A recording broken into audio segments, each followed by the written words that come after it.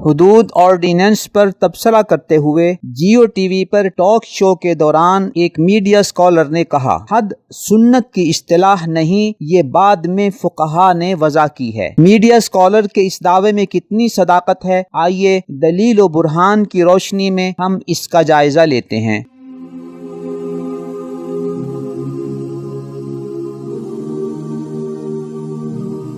معاشرے کے تمدنی سسٹم کو منظم کرنے کے لیے اللہ رب العزت اور اس کے رسول صلی اللہ علیہ وسلم نے بعض بڑے گناہوں کی کچھ سزائیں متعین کی ہیں، جنہیں شریعت کی اصطلاح میں حدود کہا جاتا ہے۔ حد کا مطلب ہے ایک سزا، جیسے حد زنا یا حد سرقہ یعنی چوری کی سزا، یا حد قذف تہمت کی سزا، یا شراب پینے کی حد۔ یہ سزائیں حدود کہلاتی ہیں۔ ان حدود کی بابت ایک میڈیا اسکالر نے جیو نیوز کے آن لائن پروگرام میں یہ کہا کہ حد فقہی اصطلاح ہے۔ نمبر 2، یہ کوئی سنت کی بھی اصطلاح نہیں ہے۔ نمبر 3، یہ بعد میں ہمارے فقہا نے وضع کی ہے۔ حد ایک فقہی اصطلاح ہے، یہ کوئی قرآن مجید کی اصطلاح نہیں ہے، یہ کوئی سنت کی بھی اصطلاح نہیں ہے، یہ بعد میں ہمارے فقہا نے وضع کی ہے۔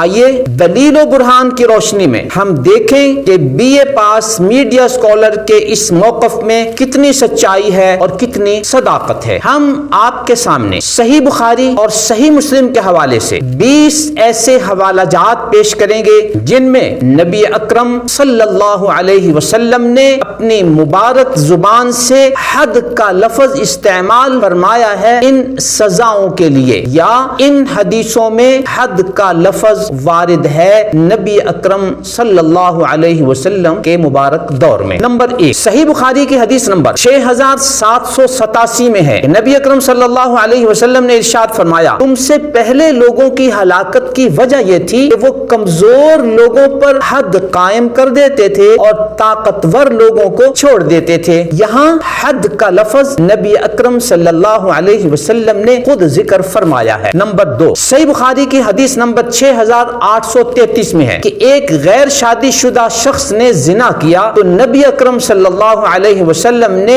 اس پر حد قائم کی۔ نمبر 3، صحیح بخاری کی حدیث نمبر 6823 میں ہے، ایک شخص نبی اکرم صلی اللہ علیہ وسلم کی خدمت میں حاضر ہوئے اور کہنے لگے، یا رسول اللہ صلی اللہ علیہ وسلم، مجھ سے غلطی ہو گئی ہے، مجھ پر حد قائم کر دیں۔ نبی اکرم صلی اللہ علیہ وسلم خاموش رہے، نماز ادا فرمائی۔ پھر وہ شخص نبی اکرم صلی اللہ علیہ وسلم کی خدمت میں حاضر ہوئے اور عرض کیا، یا رسول اللہ صلی اللہ علیہ وسلم، مجھ پر حد قائم کر دیجئے۔ یہاں آپ نے ملاحظہ فرمایا کہ صحیح بخاری کی اس حدیث میں حد کا لفظ استعمال ہوا ہے۔ نمبر 4، جوہینہ قبیلے کی ایک عورت نے نبی اکرم صلی اللہ علیہ وسلم کی خدمت میں آ کر عرض کیا، یا رسول اللہ صلی اللہ علیہ وسلم، میں زنا کے جرم کی وجہ سے حاملہ ہو چکی ہوں، لہذا مجھ پر حد قائم کر دیجئے۔ صحیح مسلم حدیث نمبر 4433۔ آپ نے ملاحظہ فرمایا کہ اس مبارک حدیث میں حد کا لفظ استعمال ہوا زنا کی سزا کے لیے۔ نمبر 5، صحیح مسلم کی حدیث نمبر 4063 میں ہے، نبی اکرم صلی اللہ علیہ وسلم نے ارشاد فرمایا، جس کسی سے حد والا گناہ ہو گیا اور اس پر حد قائم کر دی گئی تو یہ اس کے لیے اس گناہ کا کفارہ ہو گیا۔ نمبر 6، نبی اکرم صلی اللہ علیہ وسلم تشریف فرما تھے کہ کچھ یہودیوں کا گزر ہوا اور انہوں نے ایک شخص کا منہ کالا کر کے اسے مار پیٹ رہے تھے۔ نبی اکرم صلی اللہ علیہ وسلم نے پوچھا، کیا تمہاری کتاب میں زنا کی یہی حد ہے؟ تو انہوں نے عرض کیا، جی ہاں۔ نبی اکرم صلی اللہ علیہ وسلم نے ان کے ایک بڑے عالم کو بلایا اور خدا کی قسم دے کر کہا کہ تم بتاؤ کہ ایسے شخص کے زنا کی تمہاری کتاب میں کیا حد ہے؟ تو اس نے کہا کہ ہماری کتاب میں ایسے زنا کی سزا رجم ہے۔ اس موقع پر قرآن کریم سورہ مائدہ کی آیت نمبر 41 نازل ہوئی، یا ایھا الرسول لا يحزنک الذین یسارعون فی الکفر۔ ملاحظہ ہو صحیح مسلم حدیث نمبر 4440۔ نمبر 7، صحیح بخاری کی حدیث نمبر 2234 میں ہے، نبی اکرم صلی اللہ علیہ وسلم نے ارشاد فرمایا، جب تمہاری کسی باندی پر زنا کا جرم ثابت ہو جائے تو اس پر حد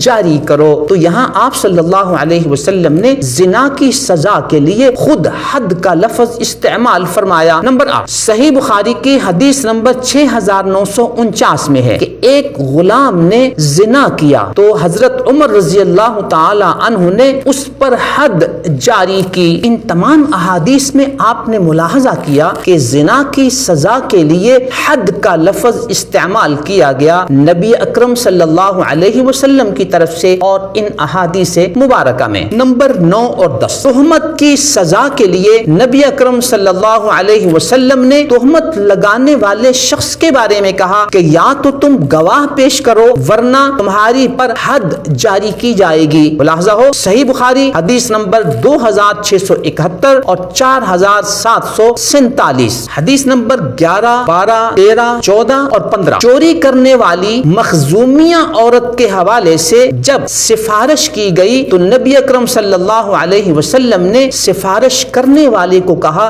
اتشفع فی حد من حدود اللہ۔ نبی اکرم صلی اللہ علیہ وسلم نے سفارش کرنے والے شخص کے بارے میں کہا تم اللہ کی قائم کردہ حدود میں سے ایک حد کے بارے میں سفارش کر رہے ہو۔ پھر آپ نے خطبہ دیا اور ارشاد فرمایا کہ پہلی قوموں کی ہلاکت کا سبب یہ تھا کہ اگر کوئی کمزور جرم کر لیتا تو اس پر حد جاری کر دی جاتی اور اگر کوئی طاقتور جرم کر لیتا تو اس کو چھوڑ دیا جاتا۔ ملاحظہ ہو صحیح بخاری حدیث نمبر 3475 نے 4304، 6788 اور صحیح مسلم حدیث نمبر 4410 اور 4411۔ نمبر 16 اور 17 حد کے قانون کے حوالے سے نبی اکرم صلی اللہ علیہ وسلم نے خود حد کا لفظ استعمال فرماتے ہوئے یہ فرمایا کہ 10 کوڑوں سے زیادہ سزا نہیں دی جائے گی سوائے اللہ کی حدود میں سے کسی حد کے کہ اس میں زیادہ کوڑے مارے جا سکتے ہیں۔ صحیح بخاری حدیث نمبر 6848۔ حدیث نمبر 18 نبی اکرم صلی اللہ علیہ وسلم نے ارشاد فرمایا کہ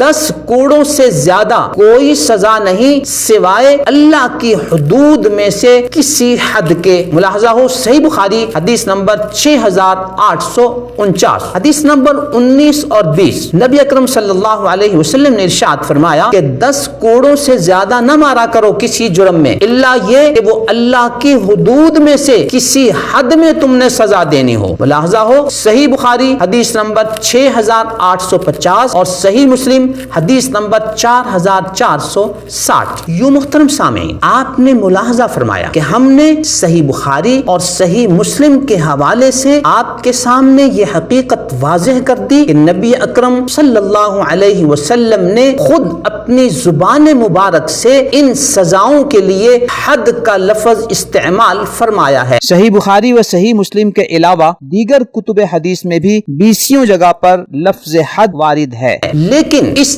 B A pass media scholar کا یہ دعویٰ کرنا کہ نمبر 1 حد کوئی سنت کی اصطلاح نہیں، صحیح بخاری شریف کے ان 20 حوالہ جات میں آپ نے ملاحظہ فرمایا کہ حد کا لفظ استعمال ہوا ہے۔ اب آپ ہی فیصلہ کریں کہ B A pass media scholar کا یہ دعویٰ سچائی پر مبنی ہے یا جھوٹ پر۔ Number 2 B A pass media scholar نے جب یہ بلند بانگ دعویٰ کیا کہ حد کوئی سنت کی اصطلاح نہیں، کیا انہیں بخاری اور مسلم میں نبی اکرم صلی اللہ علیہ وسلم کی زبان مبارک سے ان سزاؤں کے لیے حد کا لفظ استعمال کیا گیا معلوم تھا یا نہیں؟ اگر B A pass media scholar کو یہ سب کچھ معلوم نہیں تھا تو یہ اس بات کی واضح علامت ہے کہ حدیث کی بابت ان کا علم اور معلومات بالکل سطحی نوعیت کی ہیں۔ کاش کہ وہ بولنے سے پہلے اپنا علم تول لیا کریں اور پہلے تولیں پھر بولیں۔ اور اگر ان کو اس بات کا علم تھا کہ حد کا لفظ صحیح بخاری اور صحیح مسلم میں جا بجا موجود ہے پھر بھی حد کی بابت ان کا یہ کہنا کہ یہ سنت کی اصطلاح نہیں ہے، تو کیا یہ صحیح بخاری اور صحیح مسلم میں بیان کردہ اس حقیقت کو چھپا کر انہوں نے اپنے سامعین سے خیانت نہیں کی؟ کیا ایسے خائن شخص کی تحقیق اور ریسرچ اور اس کی تقریر و تحریر پر اعتماد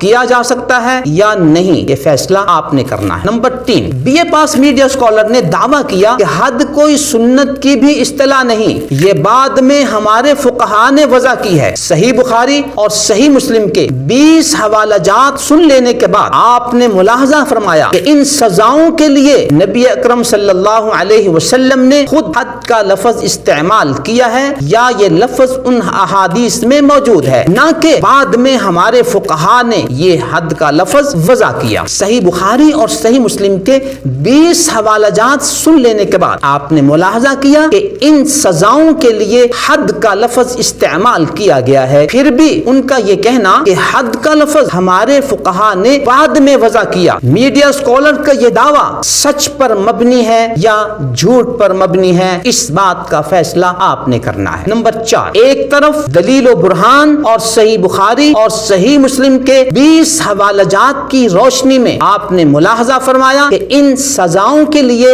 حد کا لفظ استعمال کیا گیا ہے، جبکہ دوسری طرف B A pass media scholar کا زبانی جمع خرچ ہے کہ حد سنت کی اصطلاح نہیں ہے، یہ بعد میں فقہا نے وضع کی۔ اب آپ نے دلیل و برہان اور صحیح بخاری اور صحیح مسلم کی احادیث والی بات ماننی ہے یا میڈیا اسکالر کے زبانی جمع خرچ اور بے دلیل موقف کو تسلیم کرنا ہے، اس بات کا فیصلہ آپ کریں گے۔ نمبر 5، صحیح بخاری اور صحیح مسلم کے 20 حوالے سن لینے کے بعد آپ پر واضح ہوا کہ حد کا لفظ نبی اکرم صلی اللہ علیہ وسلم نے استعمال فرمایا۔ اب آپ میڈیا اسکالر کا ایک اور کلپ سنیں کہ اگر خدا نے کہا ہے تو سر تسلیم خم، اگر خدا کے پیغمبر نے کہا ہے تو سر تسلیم خم۔